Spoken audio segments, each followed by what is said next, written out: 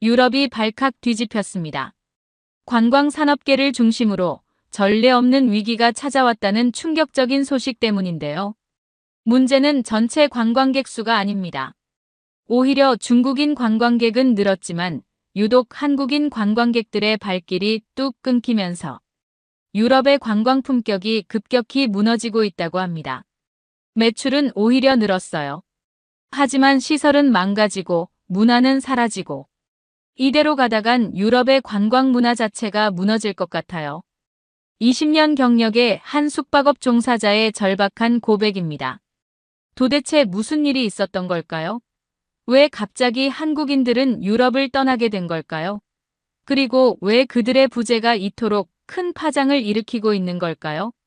오늘 저희가 입수한 한파리지행의 특별한 사연, 바로 시작합니다. 처음에는 저도 몰랐어요.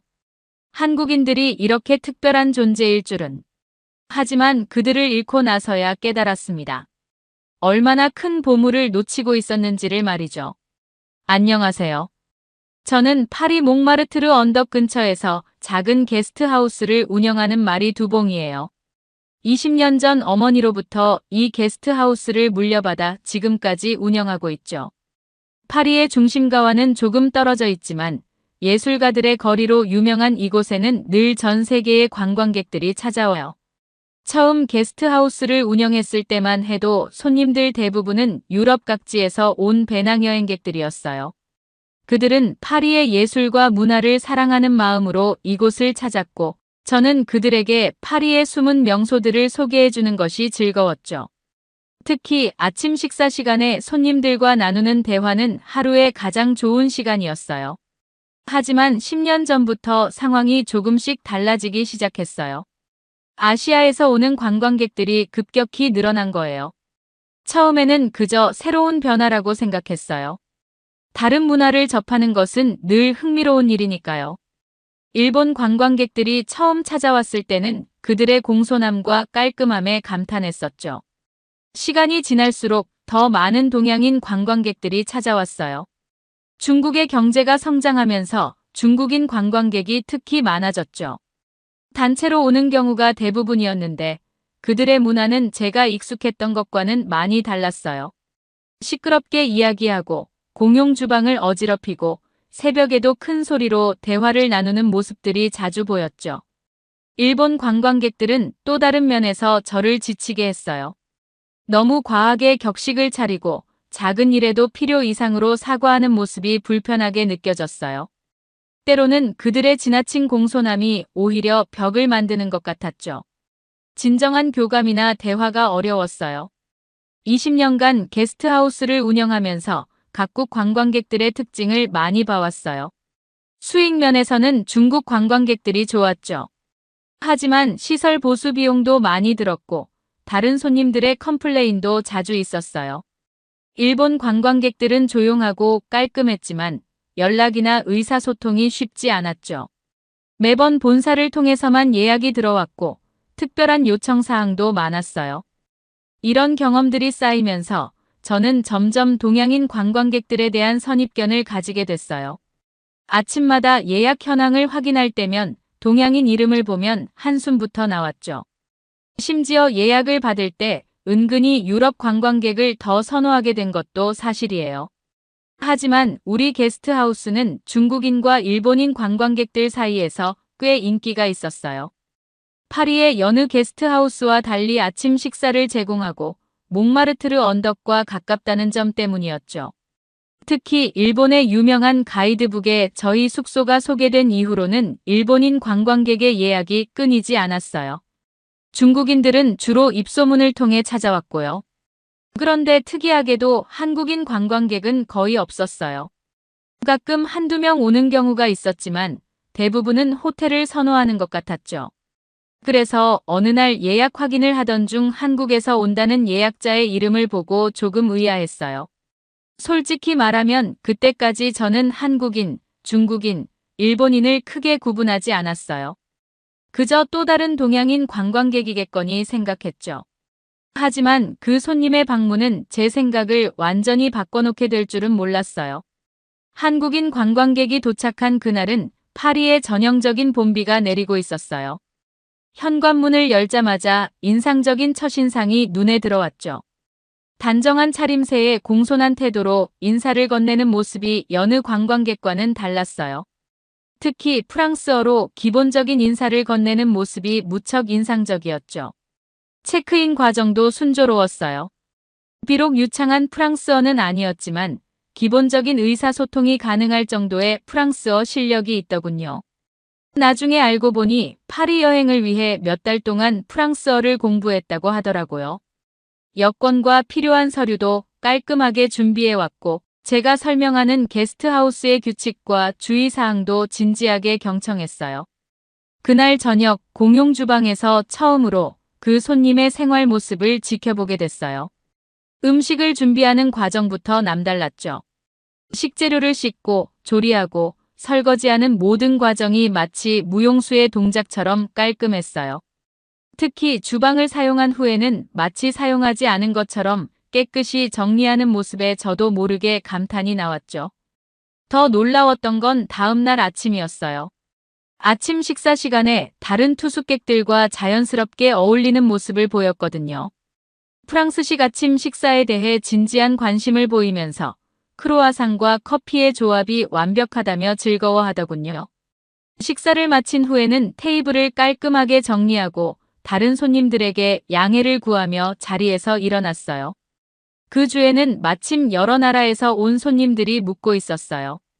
독일에서 온 노부부, 스페인의 청년 배낭여행객들, 그리고 호주에서 온 가족까지 다양했죠. 보통 동양인 관광객들은 다른 손님들과 어울리지 않는 편인데 이 한국인 손님은 달랐어요. 아침 식사 시간에 자연스럽게 대화에 참여하고 때로는 한국의 문화를 소개하기도 했죠. 파리의 문화유산에 대한 지식이 남달랐던 이유를 나중에야 알게 됐어요. 아침 식사 시간에 다른 투숙객들과 이야기를 나누던 중에 한국에서 미술을 전공하는 학생이라는 걸 알게 됐거든요. 특히 인상주의 화가들의 작품을 실제로 보기 위해 1년 동안 카페 아르바이트를 하면서 여행 자금을 모았다고 하더군요.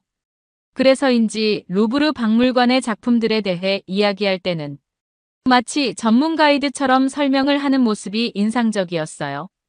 오르세 미술관에 다녀온 날에는 공용 거실에서 그날 본 작품들을 스케치북에 그리고 있더라고요. 모네와 르누아르의 작품을 똑같이 따라 그리는 게 아니라 자신만의 해석을 더해 새롭게 표현하는 모습이 인상적이었어요. 다른 투숙객들도 하나둘 모여들어 그의 스케치를 구경하고 예술에 대한 이야기를 나누는 특별한 시간이 됐죠. 그렇게 평화로운 분위기가 이어지던 중 게스트하우스에 큰 소동이 일어났어요. 호주에서 온 가족의 아들이 자신의 최신형 태블릿이 사라졌다며 울음을 터뜨린 거예요. 아이의 어머니는 태블릿을 마지막으로 본 게 점심 식사 후라고 했어요.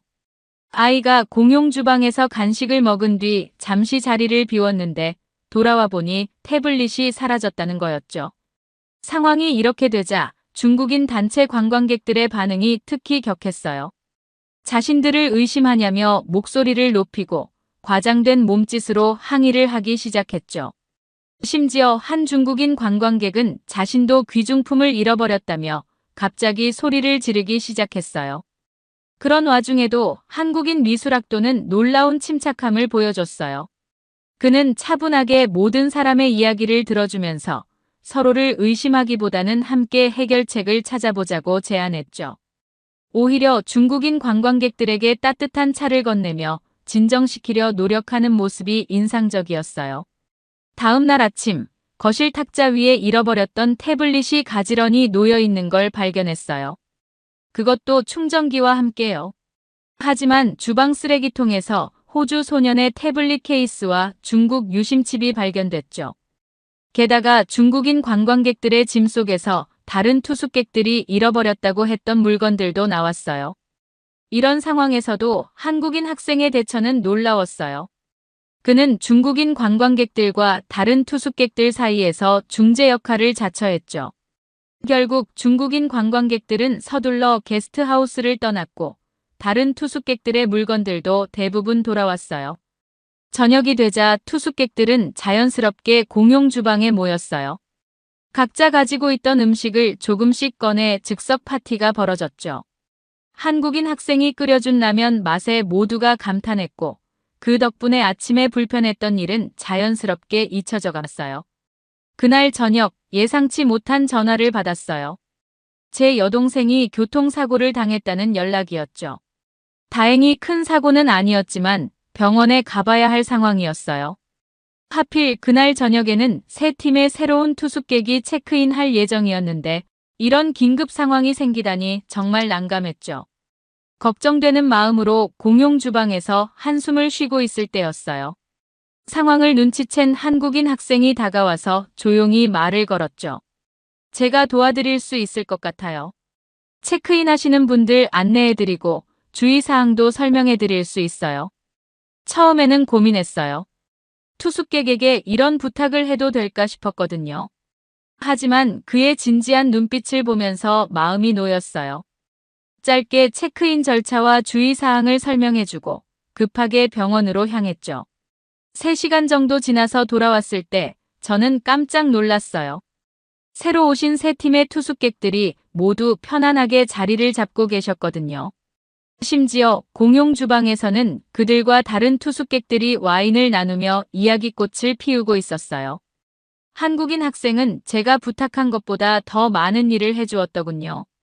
단순히 체크인 안내뿐만 아니라 근처 맛집도 추천해주고 교통편도 자세히 설명해줬다고 해요. 특히 프랑스어를 못하는 스페인 가족에게는 영어로, 영어가 서툰 일본인 커플에게는 온몸으로 설명을 해가며 소통했다고 하더군요. 다음 날 아침, 새로운 투숙객들은 저에게 연신 칭찬을 했어요. 당신의 아들이 정말 친절하더군요라고요. 제가 아들이 아니라 투숙객이라고 말씀드렸더니 더 놀라워하시더군요. 한 투숙객은 자신의 나라였다면 이런 상황에서 절대 타인을 믿고 맡기지 못했을 거라며 한국인들의 성숙한 시민의식에 감탄했다고 해요. 이 일을 계기로 저는 더욱 깊은 감동을 받았어요. 단순히 친절하고 예의 바른 것을 넘어서서 진정으로 타인을 배려하고 돕는 한국인들의 모습을 보았거든요. 그들에게는 이런 게 자연스러운 일상인 것 같았어요. 다음 날, 한국인 학생의 체크아웃 시간이 다가왔어요. 그는 마지막으로 파리에서의 마지막 날 밤늦게까지 그린 스케치북 몇 장을 선물로 남겼죠. 게스트하우스의 아침 풍경, 투숙객들이 함께 이야기 나누던 모습, 그리고 테라스에서 바라본 몽마르트르의 야경까지. 그의 시선으로 담아낸 일상의 모습들이 마치 작은 예술 작품처럼 느껴졌어요. 한 달 뒤, 그가 파리에서의 경험을 담은 전시회를 연다는 소식을 들었어요. 게스트하우스에서 스케치했던 그림들을 발전시켜 작품으로 완성했다고 해요. 전시회 초대장에는 서로 다른 문화가 만나 하나가 되는 순간을 담았습니다. 라는 글이 적혀 있었죠. 요즘은 청소하시는 분들이 한국인 손님 방은 특별히 좋아해요. 체크아웃 후에 들어가 보면 이미 깔끔하게 정리가 되어 있어서 일이 훨씬 수월하다고 하더군요. 처음에는 손님이 이렇게까지 해야 하나 싶었는데 지금은 오히려 다른 투숙객들도 한국인들을 보고 배우는 것 같아요. 숙박비가 조금 비싸도 깨끗하고 조용한 곳을 찾는 것도 인상적이에요. 주변 게스트하우스들이 가격 경쟁을 할 때도 저는 시설 관리에 더 투자했어요. 그랬더니 한국인 손님들이 더 많이 찾아주시더군요. 입소문이 나면서 이제는 한국인이 많이 묵는 숙소라는 것만으로도 좋은 평판이 되었어요. 얼마 전 파리 시내 게스트하우스 운영자들의 온라인 커뮤니티에 제가 경험한 이야기를 올렸어요. 그런데 놀랍게도 비슷한 경험을 한 사람들이 많았어요. 한 게스트하우스 주인은 한국인 관광객들이 체크아웃할 때면 침구류까지 정리해두고 가서 놀랐다는 경험을 들려주었고, 또 다른 주인은 공용 주방을 사용한 후 다른 사람을 위해 깨끗이 청소해놓고 간다며 감탄했죠. 심지어 어떤 숙소에서는 한국인 투숙객이 떠난 후 깨진 컵을 발견하고 연락했더니 그 자리에서 바로 수리비를 보내주었다는 일화도 있었어요. 파리 시내 게스트하우스 협회 모임에서도 한국 관광객들에 대한 평가는 남달랐어요. 그들은 파리의 문화를 존중하면서도 자신들의 정체성을 잃지 않는 매력이 있다는 평가를 받았죠. 이제는 한국인 투숙객이 오면 특별히 걱정하지 말라고 다른 게스트하우스 운영자들에게 조언하곤 해요. 이런 경험을 통해 저는 한국과 한국인들에 대해 완전히 새로운 시각을 갖게 됐어요. 그들은 단순히 예의 바르고 질서를 지키는 것을 넘어 진정한 배려와 이해심을 가진 사람들이었죠.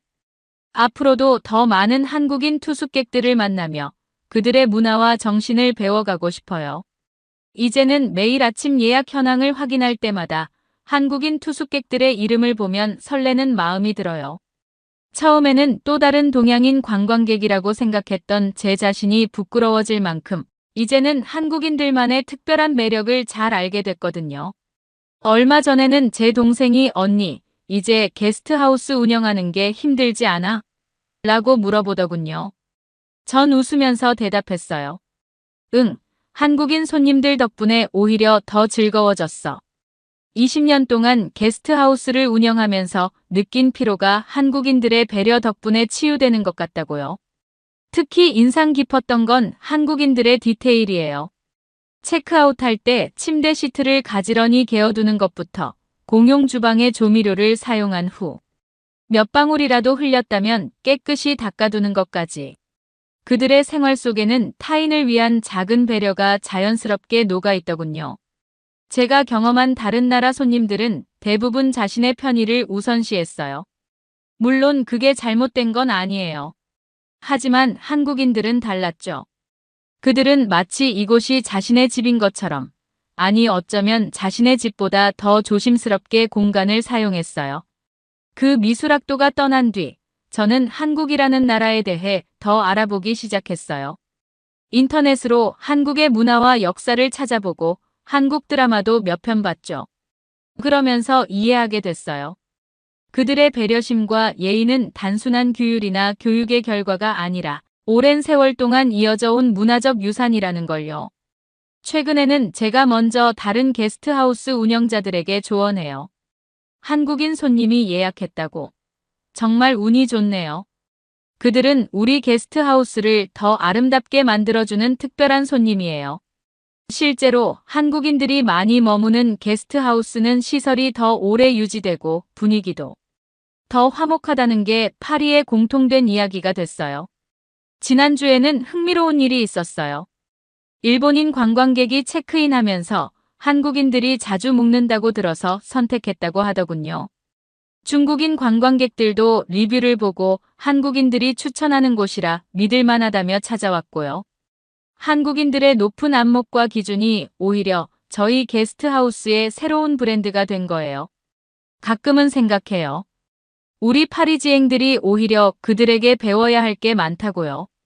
세련됨이란 값비싼 명품을 걸치는 게 아니라 그들처럼 타인을 배려하는 마음가짐에서 시작되는 게 아닐까요? 예술을 사랑한다는 건 그들처럼 문화를 존중하고 이해하려 노력하는 자세가 아닐까요? 이제 저는 제 게스트하우스를 소개할 때 이렇게 말해요. 우리 숙소는 특별해요. 한국인들이 사랑하는 곳이거든요. 이 말에는 자부심이 담겨 있어요. 그들이 선택하는 곳이라는 건 우리가 충분히 깨끗하고 정직하고 매력적이라는 뜻이니까요. 파리의 작은 게스트하우스에서 시작된 저의 한국 사랑은 이제 제 인생의 큰 부분이 됐어요. 최근에는 한국에 대해 더 자세히 알아보면서 놀라운 사실들을 많이 알게 됐죠. 70년 전만 해도 전쟁의 폐허였던 나라가 이렇게 눈부신 발전을 이룬 것도 대단했지만 더 놀라운 건 그 과정에서도 전통적 가치와 예의를 잃지 않았다는 거예요. 특히 젊은 세대를 보면서 많이 감동했어요. 제가 만난 미술학도뿐만 아니라 최근 게스트하우스를 찾는 한국의 젊은이들을 보면 첨단 기술은 자연스럽게 다루면서도 어른을 공경하고 예의 바른 모습이 인상적이었죠.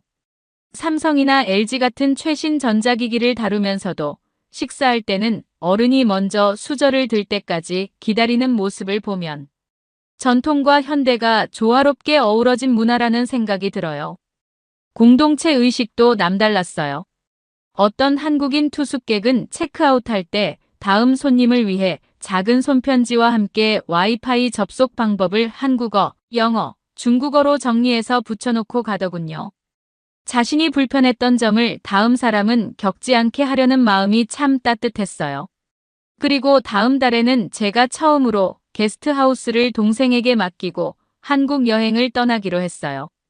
20년 만에 첫 장기 휴가인데 한국이어야만 한다고 생각했죠. 단순히 관광객이 아닌 그들의 문화와 정신을 직접 배우고 싶거든요. 서울의 화려한 야경과 첨단 기술도 궁금하지만 그보다는 그 속에 녹아있는 전통적 가치와 예의, 그리고 서로를 배려하는 마음을 더 깊이 이해하고 싶어요. 그 미술학도의 전시회는 첫 일정으로 잡아두었어요. 파리에서 영감을 받은 그의 작품들이 한국의 정서로 어떻게 재해석됐는지 꼭 보고 싶거든요. 그의 작품 속에는 분명 한국인들만의 특별한 섬세함과 배려, 그리고 예술혼이 담겨 있을 거예요. 한국인들은 제게 단순한 투숙객이 아닌 인생의 스승이 되어 주었어요.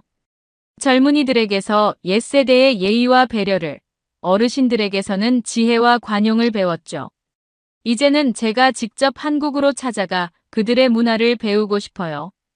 분명 그곳에서도 또 다른 감동과 배움이 저를 기다리고 있을 거예요. 사연을 재밌게 들으셨다면 구독과 알림 설정 부탁드립니다.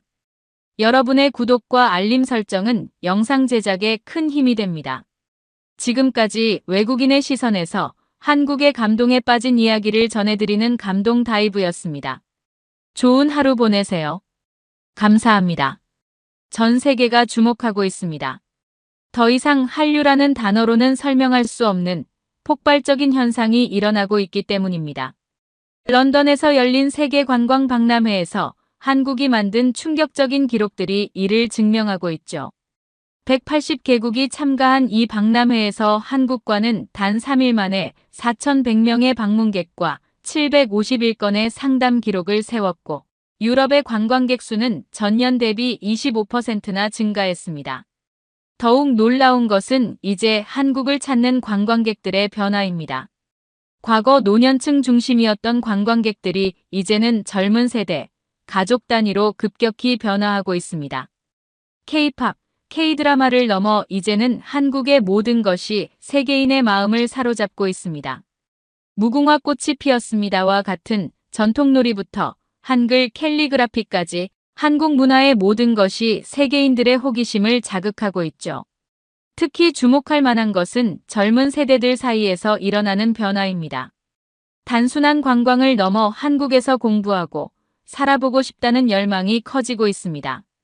40년 경력의 여행업계 전문가도 이런 현상은 처음이라며 놀라움을 감추지 못하고 있습니다. 2024년 세계는 지금 K 열풍의 한가운데 있습니다. 그리고 바로 이 놀라운 변화의 중심에서 미국 대학생의 인생이 완전히 바뀌게 됩니다. BTS의 한 뮤직비디오 댓글에서 시작된 작은 인연이 어떻게 하버드 대학생의 꿈과 미래를 바꾸어 놓았을까요?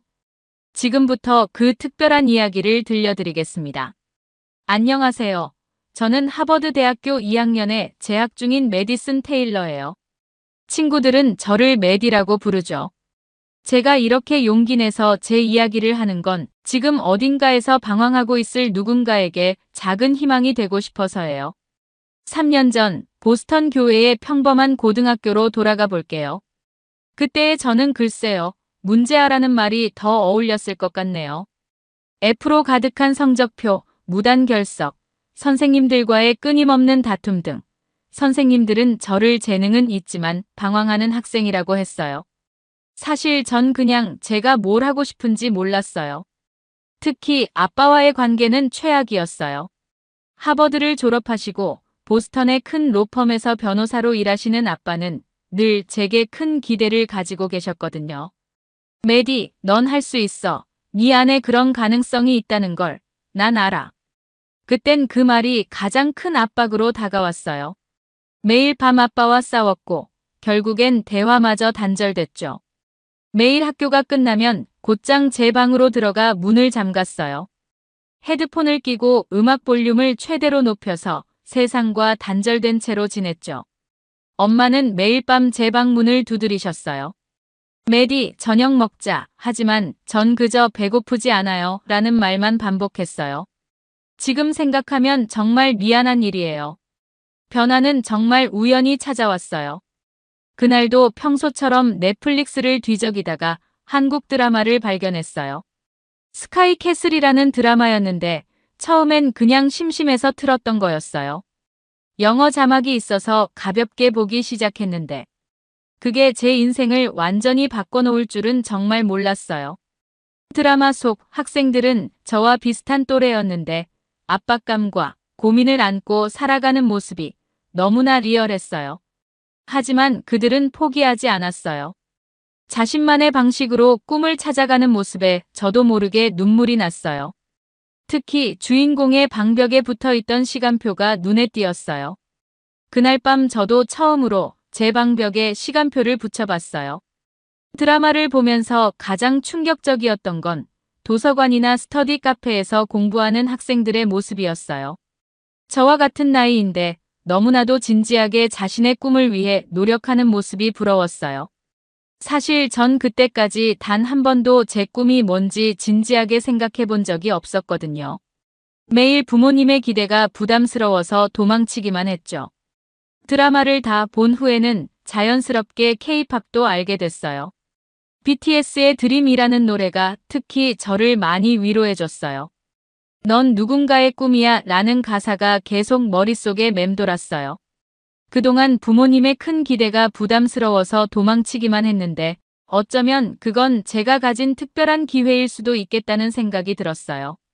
어느 날은 새벽 3시까지 한국 대학생들의 브이로그를 봤어요.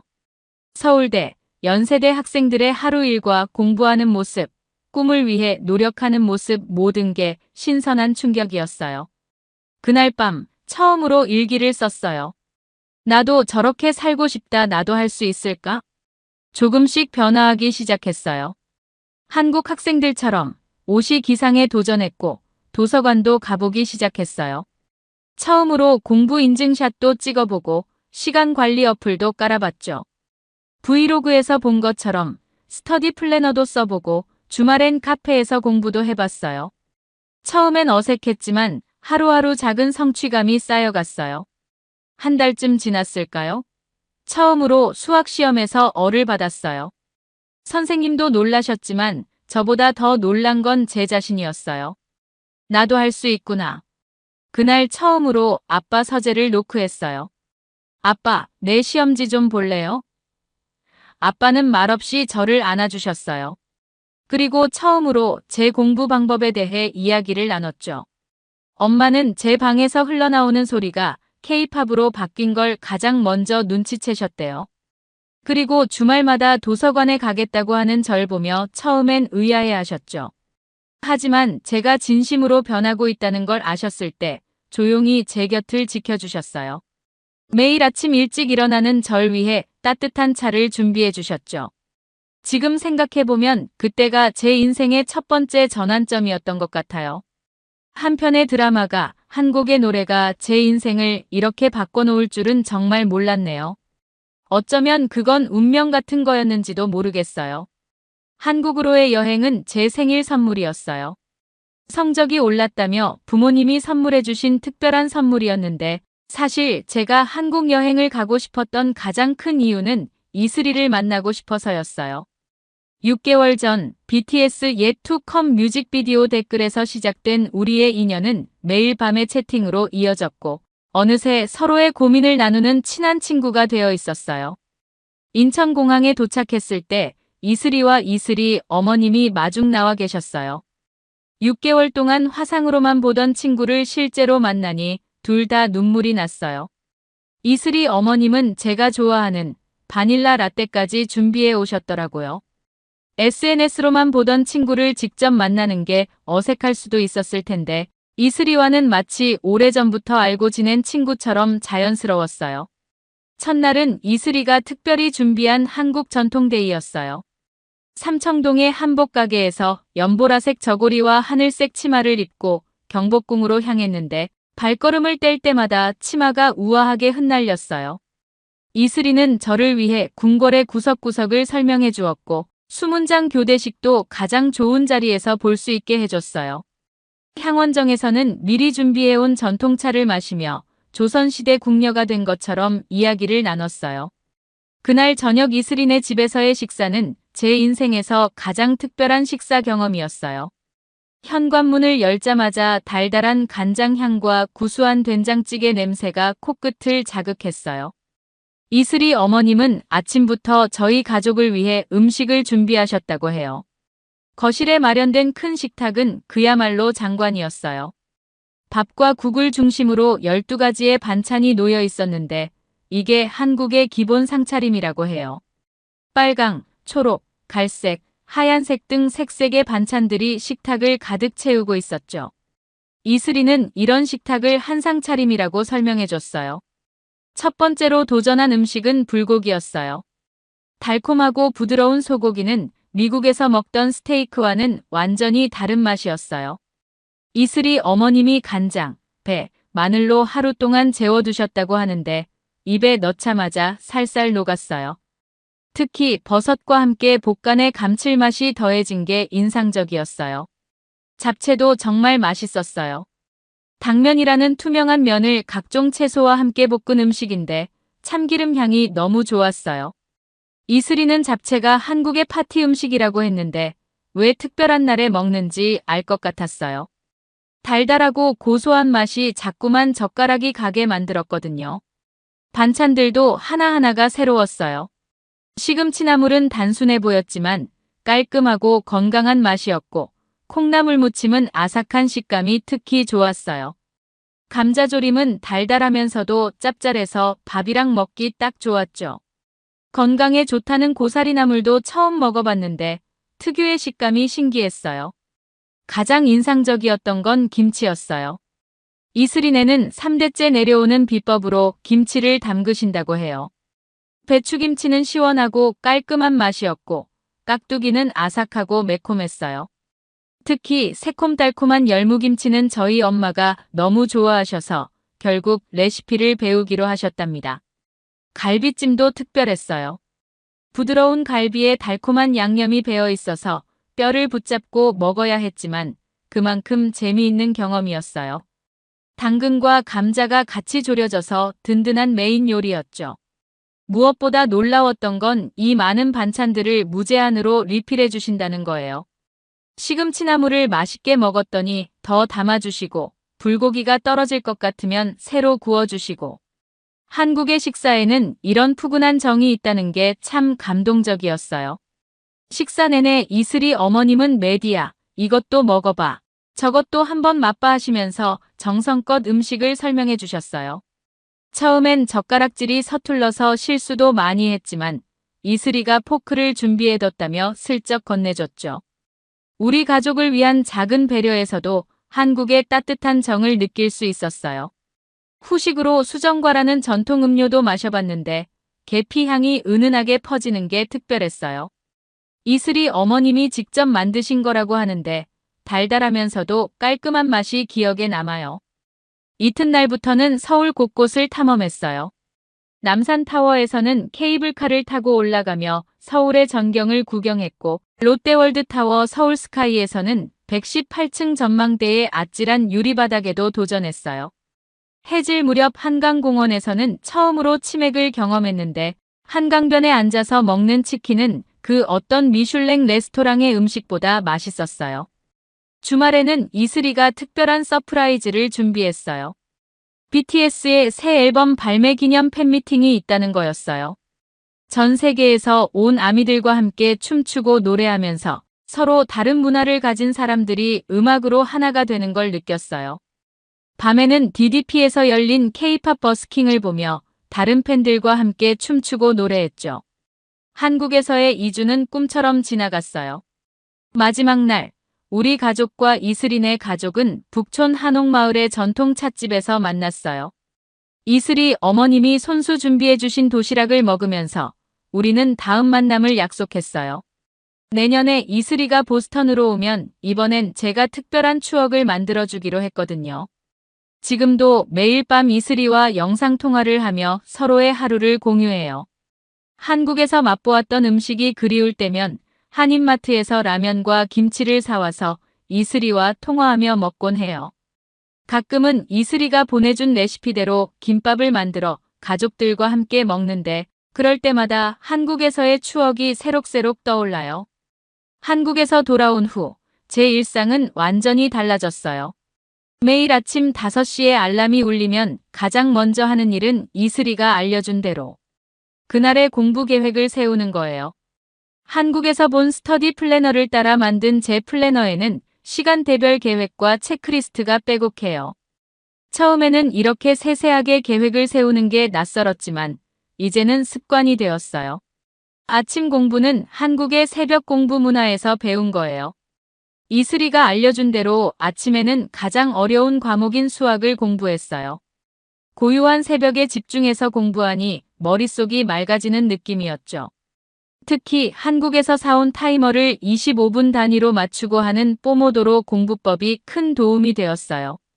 주말에는 도서관에서 하루를 보냈어요. 한국의 스터디 카페처럼 집중할 수 있는 환경을 만들기 위해 일부러 창가 자리를 잡고 이어폰으로 스터디 윗미 영상을 틀어놓고 공부했죠. 점심시간에는 이슬이네 어머님이 담아주신 김치로 만든 김치볶음밥을 도시락으로 가져갔어요. 한국 음식을 먹으면 공부할 힘이 나는 것 같았거든요. SAT 공부는 정말 힘들었어요. 하지만 매일 밤 이슬이와의 화상통화가 큰 힘이 되었죠. 이슬이도 수능을 준비하고 있었기에 우리는 서로의 공부 진도를 체크해주고 응원해줬어요. 가끔은 서로 잠들 때까지 화상 채팅을 켜놓고 공부하기도 했는데 마치 같은 공간에서 공부하는 것 같아 심적으로 큰 위로가 되었어요. 어려운 문제를 풀 때면 한국에서 본 학생들의 열정을 떠올렸어요. 롯데타워 카페에서 밤늦게까지 공부하던 학생들, 지하철에서도 문제집을 펴던 학생들. 그 모습을 떠올리면 저도 모르게 다시 힘이 났어요. 특히 이슬이가 알려준 오답노트 작성법은 제 성적 향상에 결정적인 도움이 되었어요. 지원서를 쓸 때는 한국에서의 경험이 큰 자산이 되었고요. 다른 문화를 통해 자신을 발견하고 성장한 이야기, BTS를 통해 만난 친구와의 우정, 그리고 그 경험을 통해 깨달은 제 삶의 목표까지. 지원서를 쓰면서 저는 제가 얼마나 많이 성장했는지 깨달았어요. 합격 통지를 받던 날, 가장 먼저 연락한 건 이슬이었어요. 밤늦은 시간이었는데도 이슬이는 제 전화를 받자마자 울면서 축하해줬어요. 다음 날 아침, 이슬이네 가족과 우리 가족이 함께 화상통화를 했는데 이슬이 어머님이 특별히 준비하신 축하 영상을 보내주셨어요. 경복궁에서 찍은 우리 사진들로 만드신 영상을 보면서 또 한 번 눈물이 났어요. 이제는 매일 아침 책상에 앉으면 한국에서 가져온 You Can Do It 스티커가 붙은 플래너가 저를 반겨요. 주말에는 한인마트에서 산 김치와 라면으로 이슬이와 같이 브런치를 먹으며 공부해요. 시험 기간이면 이슬이가 보내준 BTS 공부 플레이리스트를 들으며 밤을 새우곤 해요. 하버드에 합격하고 나서 많은 친구들이 비결을 물어봤어요. 저는 항상 이렇게 대답했죠. 한국이라는 나라에서 배운 열정과 끈기, 그리고 소중한 친구 덕분이야. 정말 그래요. 제가 이 자리에 올 수 있었던 건 우연히 시작된 K-파프 사랑이 제 인생을 바꿔놓았기 때문이에요. 지금 생각해보면 하버드 첫 학기 때가 가장 설렘 가득했던 것 같아요. 오리엔테이션에서 한국 유학생들을 처음 만났을 때 서툰 한국말로 안녕하세요라고 인사했던 그 순간이 아직도 생생해요. 다들 제 한국어 발음에 놀라워하면서도 너무나 반갑게 맞아주었죠. 이슬이 덕분에 배운 한국어가 이렇게 빛을 발할 줄은 몰랐어요. 그때는 서울대 교환학생 프로그램이 제 인생의 가장 큰 도전으로 다가왔어요. 밤늦게까지 앉아서 수강 계획을 세우던 기억이 나요. 국제대학원의 한미관계의 이해, 글로벌 문화 콘텐츠 산업론, 한국 현대문화와 사회 등의 과목들을 하나하나 살펴보면서 제 꿈에 한 걸음 더 가까워지는 기분이었죠. 특히 문화 콘텐츠 산업론 교수님께 이메일을 보냈을 때의 떨리는 마음은 잊을 수 없어요. 교수님께서 흔쾌히 멘토링을 해주시겠다고 답장을 주셨을 때의 그 기쁨이란. 방학 때는 서울의 작은 문화예술 스타트업에서 인턴십을 하기로 했어요. 하버드 경력개발센터의 도움으로 청년 문화 기획자들이 운영하는 곳을 찾았죠. 그곳에서 글로벌 팬 커뮤니티 프로그램을 기획해보고 싶었어요. 제가 K-팝 팬으로서 직접 경험했던 것들을 바탕으로 새로운 문화교류 프로그램을 만들어보고 싶었거든요. 하버드 서울대 문화교류센터 계획을 처음 구상하던 때도 잊을 수 없어요. 밤새워 기획안을 쓰면서 양국의 학생들이 함께 만들어갈 한미 청년 문화 포럼을 꿈꿨죠. 하버드 동아시아학과에 첫 기획안을 제출했을 때 교수님들의 반응이 얼마나 좋았는지 모르겠어요. 온라인 플랫폼 브릿지컬처도 그때 처음 구상했어요. 컴퓨터 공학과 친구들과 밤늦게까지 아이디어 회의를 하던 게 기억나요. 화상 수업, 언어 교환, 문화 프로젝트 협업이 가능한 플랫폼을 만들고 싶었거든요. 서울대에서도 이슬이가 열심히 개발 동아리 친구들을 모아주고 있었죠. 학술교류 계획도 야심찼어요. 한류와 미국 문화의 융합, 디지털 시대의 문화교류 같은 주제로 학술대회를 열고 싶었거든요. 특히 학부생들의 시선으로 바라본 문화교류 연구가 부족하다는 걸 발견하고 이를 채우고 싶었어요. 우리의 직접적인 경험이 학문적 가치가 있다고 믿었거든요. 지역 예술가들과의 협업도 계획했어요. 보스턴의 젊은 아티스트들과 서울의 예술가들이 함께 작품을 만들고 그 과정을 다큐멘터리로 제작하는 프로젝트였죠. 양국의 예술대학 학생들이 참여하는 온라인 전시회도 구상했답니다. 개인적으로는 12월에 있을 한국어 능력 시험을 목표로 매일 새벽 이슬이와 스터디를 했어요. 특히 문화, 예술 관련 전문 용어를 익히는데 중점을 뒀죠. 이슬이는 제 한국어 실력이 늘 때마다 자기가 더 뿌듯하다고 했어요. 장기적으로는 국제문화교류 전문가가 되고 싶었어요. 문화를 통해 서로를 이해하고 가까워질 수 있다는 걸 더 많은 사람들에게 보여주고 싶었거든요. 이슬이와 저는 자주 우리가 바로 문화교류에 살아있는 증거잖아 라며 웃곤 했어요. 매주 일요일 저녁 이슬이와의 영상통화는 우리의 일상이었어요. 시작은 단순한 근황 토크였지만 어느새 구체적인 프로젝트 회의로 발전했죠. 서울대 교환학생 프로그램과 문화교류센터에 대한 계획을 함께 다듬으면서 우리의 꿈이 점점 현실이 되어가는 걸 느꼈어요. 그렇게 설렘 가득했던 준비 시간이 지나고 이제는 그 모든 계획들이 하나둘 현실이 되어가고 있네요. 돌이켜보면 그때의 열정과 설렘이 지금의 성과를 만들어낸 것 같아요. 하버드에서의 첫 시작이 있었기에 더 큰 꿈을 꿀 수 있게 되었답니다. 서울대학교에서의 교환학생 생활을 마치고 보스턴으로 돌아온 지도 벌써 한 달이 되어가요. 지금도 책상에 앉아 그때의 일기장을 펼쳐보면 첫날의 설렘이 고스란히 전해져 와요. 처음 캠퍼스에 발을 딛던 순간 2년 전 멀리서 바라보기만 했던 그곳을 직접 걷고 있다는 게 믿기지 않았었죠. 첫 수업이었던 글로벌 문화 콘텐츠 산업론은 제 인생의 전환점이 되었어요. 김 교수님께서는 제가 사전에 보낸 이메일을 기억하고 계셨고 수업 첫날 제게 문화교류센터 프로젝트에 대해 발표할 기회를 주셨었죠. 떨리는 마음으로 한국어 발표를 시작했던 그날, 교수님과 학생들의 뜨거운 반응이 아직도 생생해요. 가장 큰 성과는 하버드 서울대 문화교류센터 프로젝트였어요. 서울대 국제협력본부의 공식 승인을 받았고 하버드에서도 긍정적인 답변을 받았죠. 특히 양교의 아시아문화연구소에서 저희 프로젝트를 정식 학술 연구 과제로 채택해 주셨던 날의 기쁨은 잊을 수 없어요. 지금도 매주 화상으로 양교 연구진들과 회의를 하고 있답니다.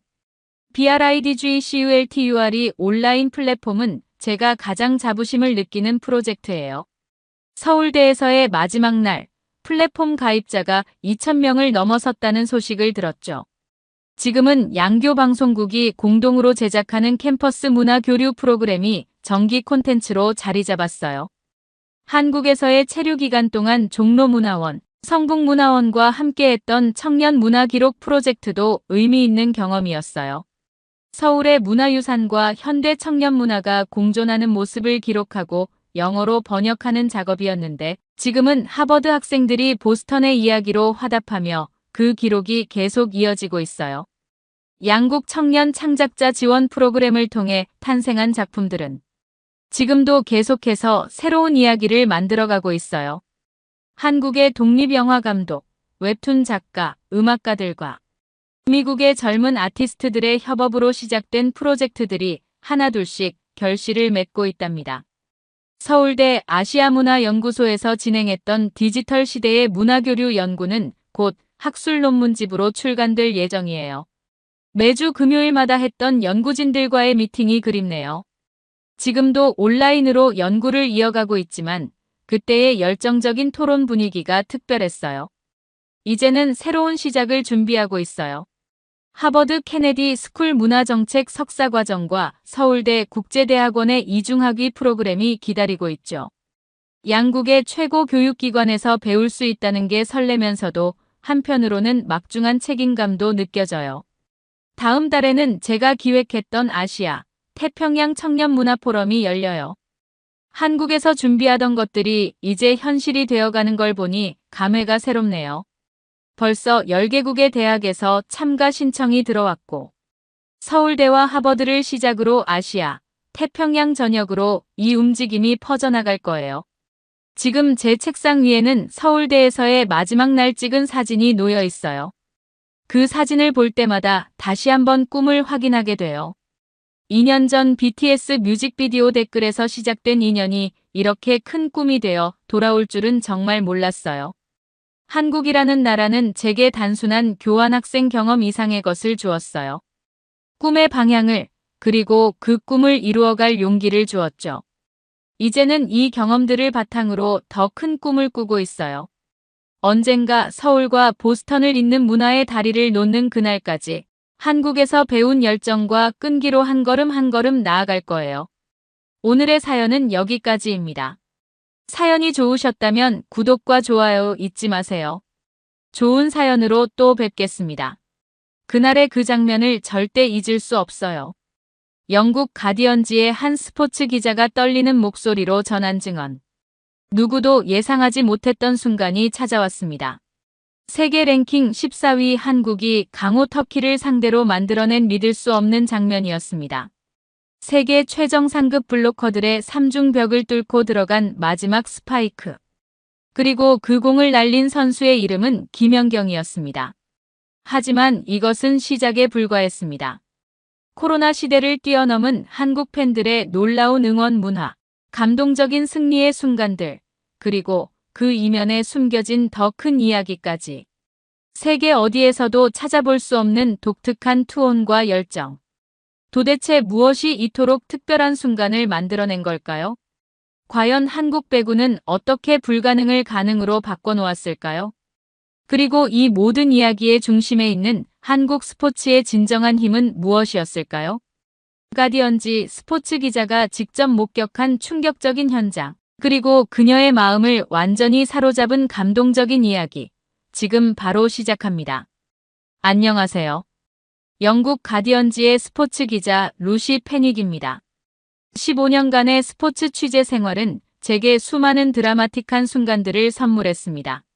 하지만 그 시작은 아주 우연한 계기였습니다. 캠브리지 대학교 1학년 영문학을 전공하던 저는 우연히 학교 체육관에서 열린 배구 동아리 체험 행사에 참여했습니다. 그때까지 저는 배구라는 스포츠를 TV로만 접했을 뿐이었습니다. 처음 배구공을 만지던 순간의 설렘, 첫 서브를 성공시켰을 때의 짜릿함, 그리고 팀원들과 함께 득점을 만들어냈을 때의 희열은 지금도 생생합니다. 대학 4년 동안 배구는 제 삶의 중요한 부분이 되었습니다. 비록 선수 수준은 아니었지만 교내 대회에서 준우승을 할 만큼 열정적으로 임했습니다. 그러면서 자연스럽게 학교 신문사에서 스포츠 섹션을 맡게 되었고, 이는 제 진로를 바꾸는 전환점이 되었습니다. 스포츠를 통해 만나는 사람들의 이야기, 승부의 순간들, 그리고 그 속에 담긴 인간의 드라마는 제가 스포츠 기자의 길을 선택하게 된 결정적인 이유였습니다. 가디언 입사 초기에는 주로 지역 스포츠 대회나 아마추어 경기를 취재했습니다. 작은 체육관에서 열리는 학교 대항전부터 지역 클럽의 친선 경기까지 모든 취재를 소중한 경험으로 여기며 임했습니다. 점차 실력을 인정받으며 더 큰 대회들을 맡게 되었고 마침내 프리미어리그 취재 기회를 얻게 되었습니다. 저는 2012년 런던 올림픽 당시를 아직도 생생히 기억해요. 그때만 해도 영국 언론들은 아시아 스포츠를 1위로 보는 경향이 강했죠. 한국이 양궁에서 금메달을 땄을 때도 운이 좋았다는 식의 평가가 줄을 이뤘어요. 저 역시 그런 편견에서 자유롭지 않았다는 걸 고백해야 할 것 같네요. 그런데 지금 돌이켜보면 그때의 제 생각이 얼마나 편협했는지 웃음이 나와요. BBC의 수석 스포츠 애널리스트는 최근 지난 10년간 세계 스포츠계에서 가장 큰 발전을 이룬 나라는 단연 한국이라고 평가했죠. 더 애슬레틱은 한국이 새로운 스포츠 강국으로 부상한 비결이라는 제목의 특집 기사를 연재하기도 했고요. 2015년 토트넘 호스퍼의 새로운 영입 선수 취재를 맡게 되었습니다. 당시만 해도 아시아 선수들에 대한 영국 축구계의 시선은 그리 긍정적이지 않았습니다.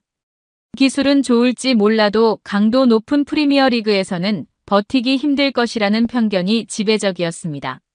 손흥민이라는 이름의 한국 선수가 토트넘에 합류한다는 소식을 들었을 때도 솔직히 저는 그가 얼마나 버틸 수 있을지 의문이었습니다. 하지만 훈련장에서 마주한 손흥민은 제 예상을 완전히 뒤엎었습니다. 매서운 겨울바람이 부는 날씨에도 그는 항상 가장 먼저 훈련장에 나타났습니다. 기본 훈련이 끝난 후에도 혼자 남아 슈팅 연습을 하는 모습은 일상이었습니다. 특히 인상적이었던 것은 그의 겸손한 태도였습니다. 세계 최고의 리그에 도전하는 부담감 속에서도 그는 늘 밝은 미소를 잃지 않았습니다. 시간이 흐르며 손흥민은 프리미어리그에서 최고의 선수 중 한 명으로 성장했습니다. 그의 성공은 한국 선수들에 대한 제 인식을 완전히 바꾸어 놓았습니다. 엄청난 노력과 프로페셔널리즘, 그리고 겸손한 태도는 제가 본 한국 선수들의 공통된 특징이었습니다. 2019년 겨울, 유럽 축구 취재를 위해 터키 이스탄불을 방문했습니다. 이스탄불은 유럽과 아시아가 만나는 독특한 도시였습니다. 이곳의 스포츠 문화는 영국과는 사뭇 달랐습니다.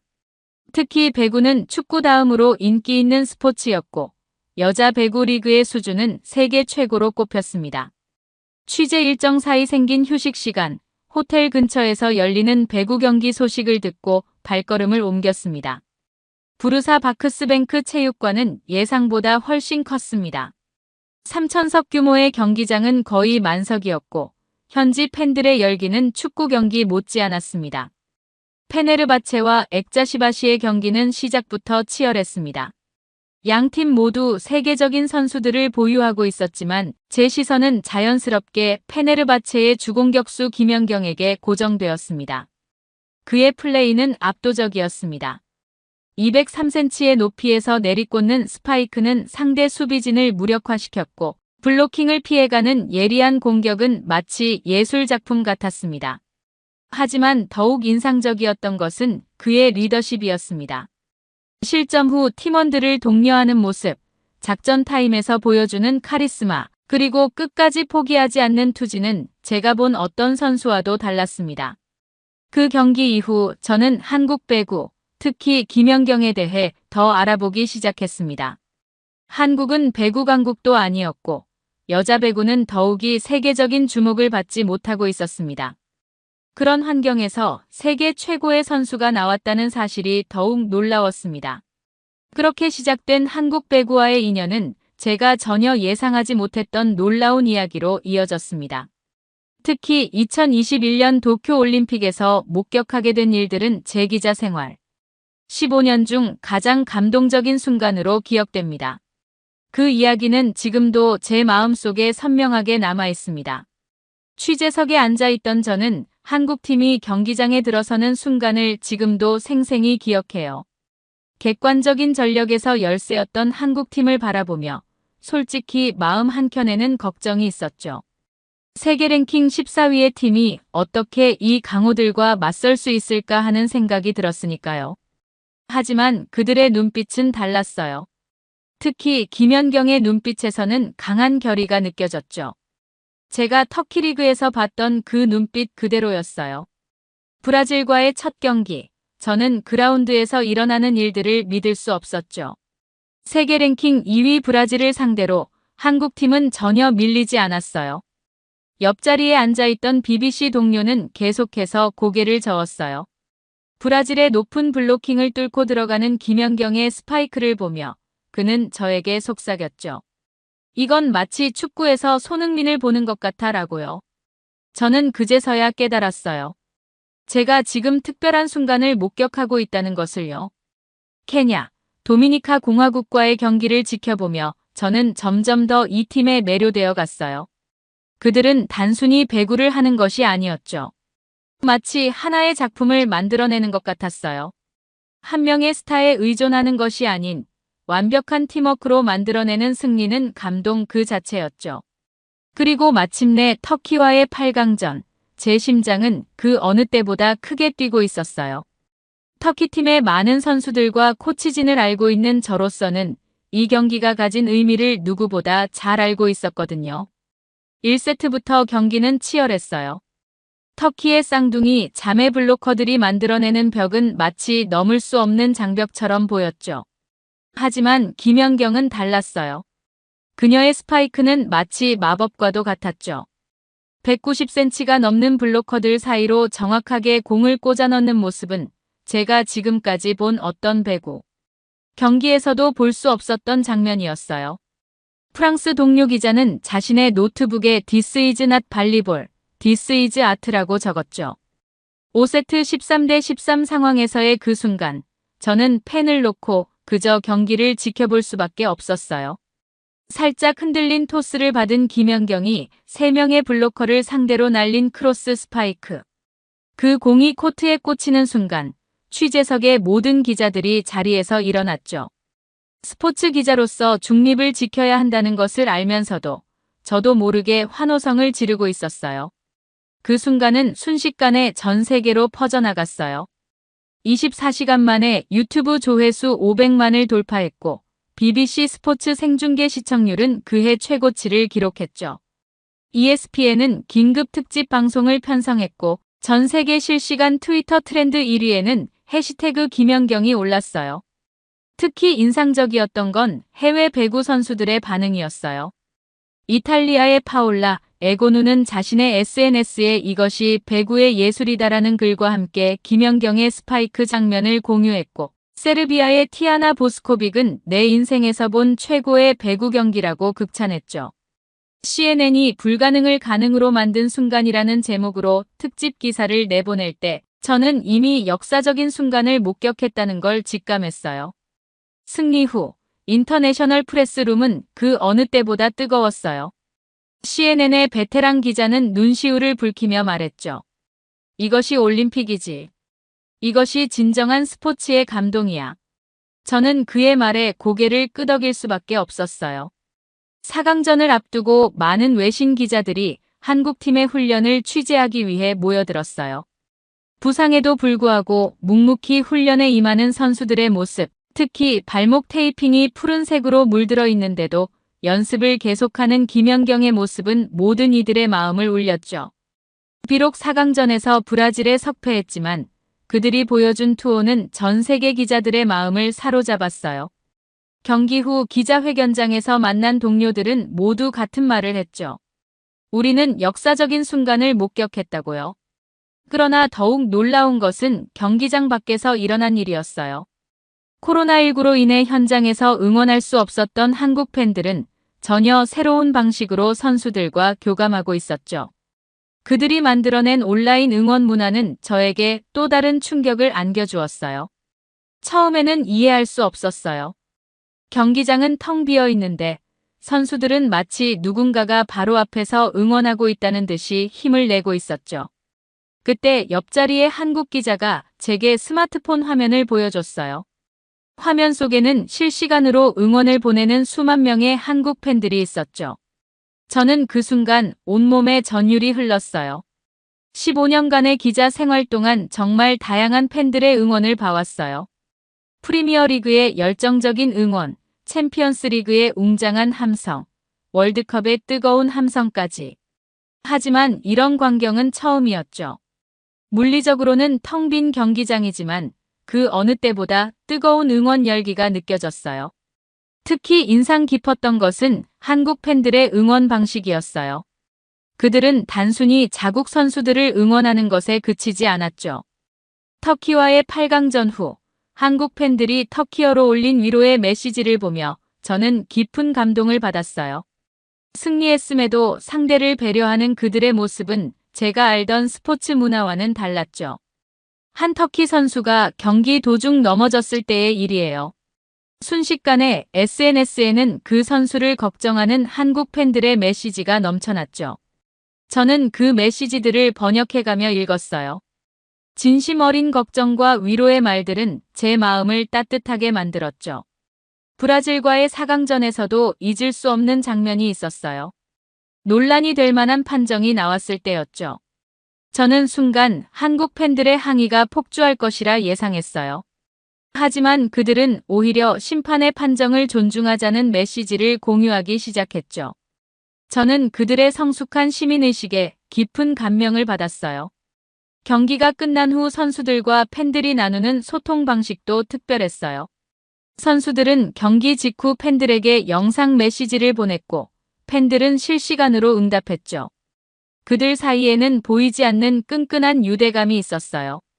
저는 그제서야 이해했죠. 왜 선수들이 빈 경기장에서도 저토록 투혼을 불사를 수 있었는지를요. 한 선수가 부상으로 교체되었을 때의 일이에요. 순식간에 SNS에는 그 선수의 빠른 회복을 바라는 팬들의 메시지가 물결을 잃었죠. 단순한 응원을 넘어 마치 가족과도 같은 따뜻한 마음이 느껴졌어요. 저는 그날 밤 호텔로 돌아와 이 광경을 일기에 상세히 기록했죠. 더욱 놀라웠던 것은 이러한 문화가 다른 나라 팬들에게도 영향을 미치기 시작했다는 거예요. 터키 팬들은 한국식 응원을 따라하기 시작했고 브라질 팬들도 상대팀을 배려하는 문화를 받아들이기 시작했죠. 마치 작은 문화혁명이 일어나는 것 같았어요. 도쿄올림픽 취재단 숙소에서 다른 나라 기자들과 이야기를 나눌 때마다 대화의 주제는 늘 한국 팬들의 이야기였어요. 어떤 이는 새로운 팬덤 문화의 시작이라 평했고 또 어떤 이는 디지털 시대의 진정한 소통 방식이라고 극찬했죠. 특히 인상적이었던 것은 다른 나라 기자들의 반응이었어요. 코로나 시대에 온라인으로 하나가 된 팬들의 모습은 많은 기자들에게 신선한 충격으로 다가왔죠.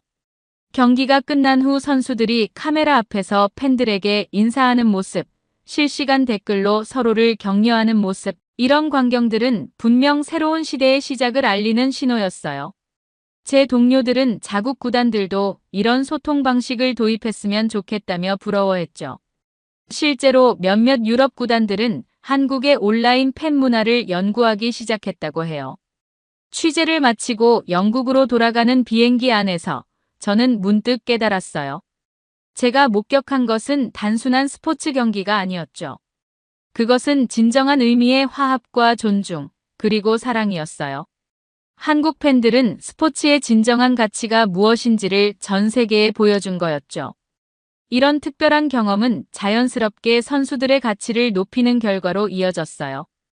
특히 김연경은 이제 단순한 배구 선수가 아닌 전 세계가 주목하는 스포츠 아이콘이 되어 있었죠. 세계 각국의 구단들이 그녀에게 보내는 러브콜은 이제 시작에 불과했어요. 영국으로 돌아온 후 저는 스포츠를 보는 시각이 완전히 달라져 있다는 것을 깨달았어요.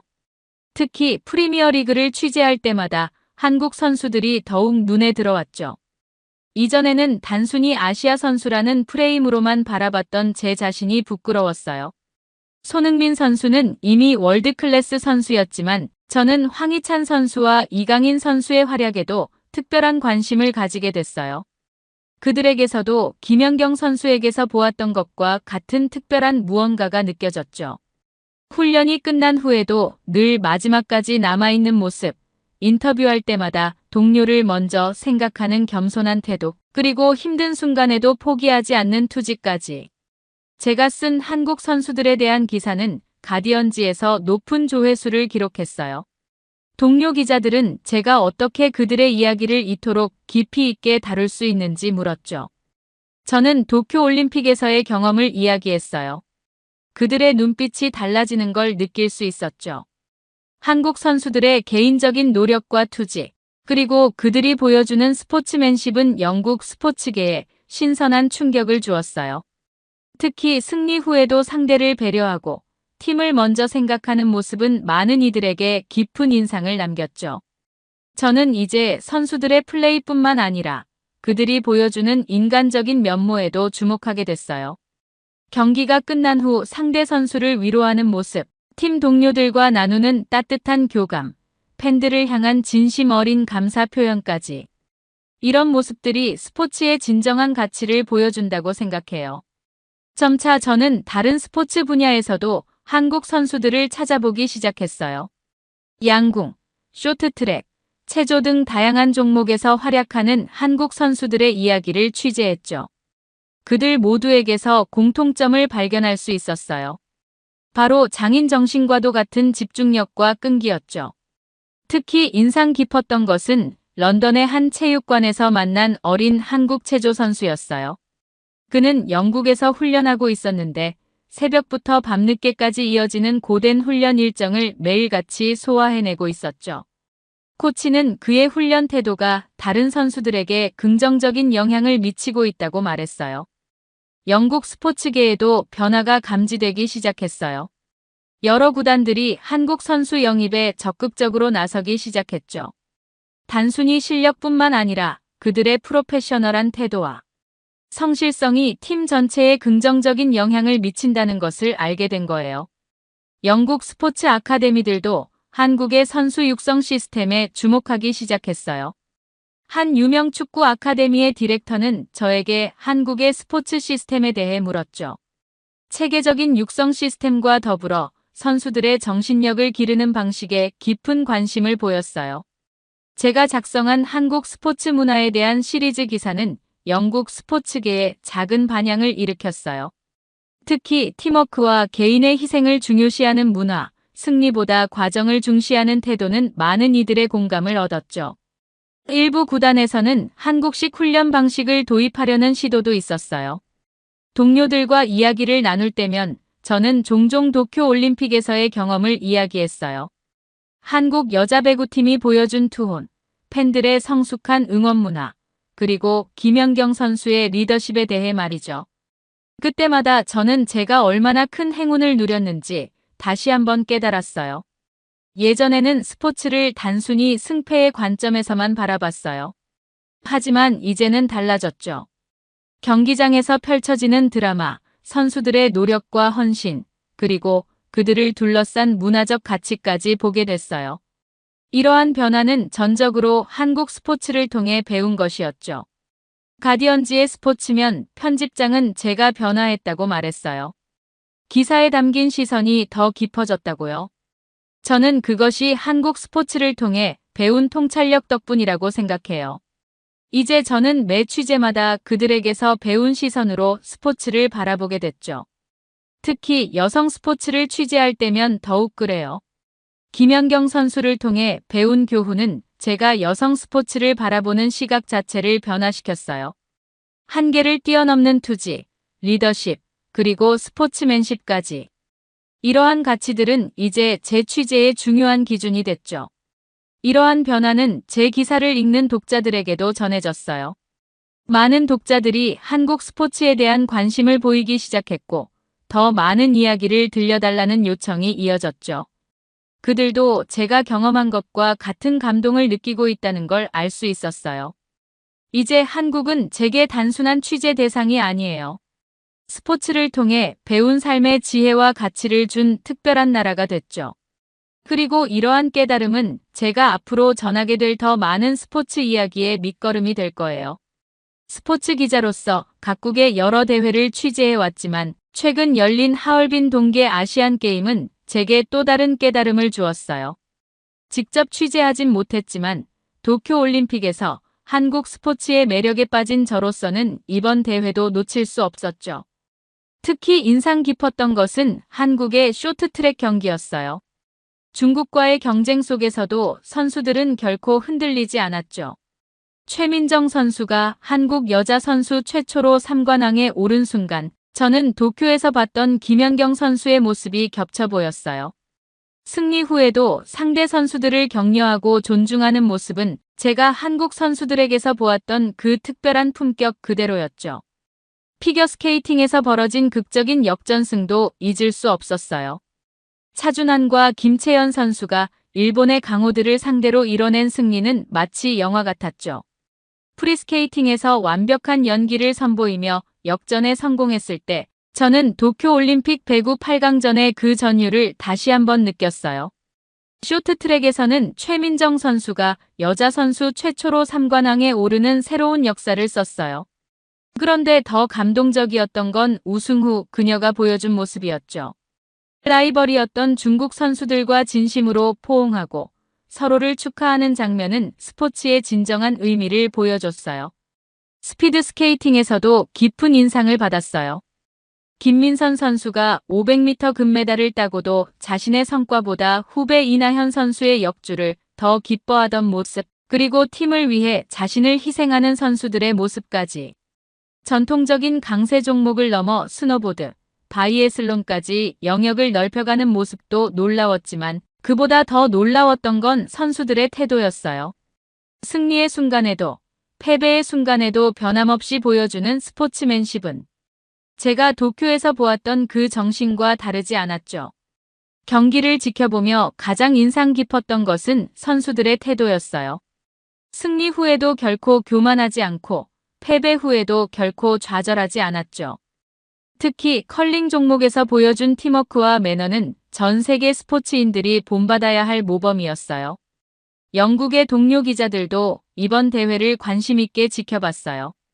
특히 한국이 보여준 경기력과 매너에 깊은 인상을 받았다며 다가오는 밀라노 동계올림픽에서 한국이 어떤 모습을 보여줄지 기대된다는 이야기를 나눴죠. 한국의 스포츠에는 승부 그 이상의 무언가가 있다는 걸 이제는 확신할 수 있었어요. 선수들의 눈빛에서 보이는 무한한 가능성에 대한 믿음, 승리의 순간에도 상대를 향한 따뜻한 존중, 그리고 어떤 순간에도 꺾이지 않는 투지까지. 도쿄올림픽에서 처음 발견했던 이 특별한 가치들을 하얼빈 대회를 지켜보며 다시 한번 마음 깊이 느낄 수 있었죠. 매일 아침 출근길, 저는 도쿄올림픽 때 찍었던 사진들을 들여다보곤 해요. 한국 여자 배구팀이 터키를 이긴 그 순간의 환희, 김연경 선수의 벅찬 눈물, 그리고 온라인으로나마 하나 된 팬들의 함성까지. 그때의 감동은 지금도 제 일상의 원동력이 되어주고 있어요. 여기에 이번 하얼빈에서 본 감동적인 순간들까지 더해져 제 마음속의 소중한 앨범은 더욱 풍성해졌죠. 15년 동안 스포츠 현장을 누볐지만 한국 스포츠를 통해 배운 것들은 그 무엇과도 바꿀 수 없는 특별한 가치가 되었어요. 승리와 패배를 떠나 서로를 향한 존중, 개인의 영광보다 소중한 팀워크, 그리고 불가능해 보이는 한계에 도전하는 용기까지. 이런 모습들이 제가 한국의 깊은 감동을 받은 진정한 이유였죠. 앞으로도 저는 한국 스포츠를 더 깊이 들여다보고 싶어요. 단순히 메달을 많이 따는 강국을 넘어 그들만의 특별한 가치와 정신을 품은 나라니까요. 매 순간 새로운 감동을 만들어내는 한국 선수들을 지켜보는 일은 스포츠 기자로서 제게 더없이 특별한 행복이 될 것 같아요. 이제 저는 알아요. 제가 한국 스포츠의 매력에 완전히 매료되어 버렸다는 걸요. 그리고 앞으로도 그들이 만들어낼 수많은 감동의 순간들을 기다리고 있다는 것도요. 사연을 재밌게 들으셨다면 구독과 알림 설정 부탁드립니다. 여러분의 구독과 알림 설정은 영상 제작에 큰 힘이 됩니다. 지금까지 외국인의 시선에서 한국의 감동에 빠진 이야기를 전해드리는 감동 다이브였습니다. 좋은 하루 보내세요. 감사합니다.